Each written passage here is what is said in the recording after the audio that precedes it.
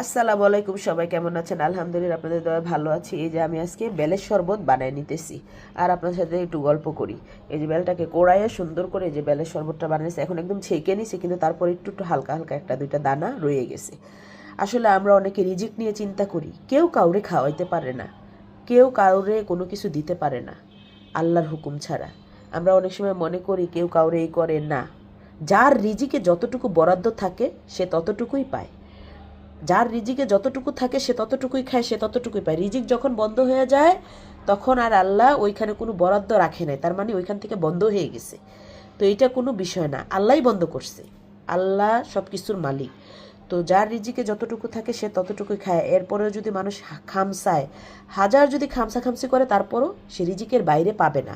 আল্লাহ বরাদ্দ যখন শেষ তখন শেষ। তো এমন হয়েছে কথা। আর যদি আমরা মনে করি কেউ কারো খেয়াল রাখি, কেউ কারো খোঁজ খবর নেই, কেউ কারো এই করি, কেউ কারো ওই করি, আমরা ভুল। আমরা কেউ কারোটা করি না, সব করায় আল্লাহ তালা করায়। আমি যদি দুনিয়াতে কোনো কোনো একটা বড় একটা অসুখের মধ্যে পড়ে যাই, ওই আল্লাহই আমাকে এই অসুখ থেকে উদ্ধার করবে।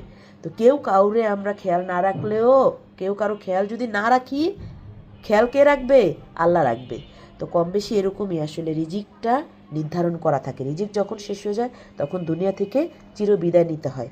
আল্লাহ রিজিক বলতে অনেক কিছু বুঝাইছে, শুধু যে খাবার দাবার তা না। রিজিক যার যেখানে সে সেখানেই থাকবে, যখন রিজিক উঠে যাবে সে সেখান থেকে চলে যাবে।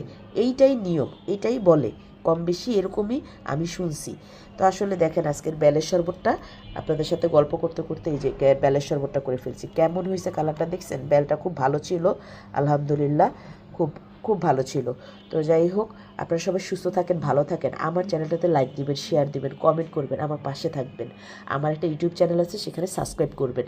আল্লাহ হাফেজ।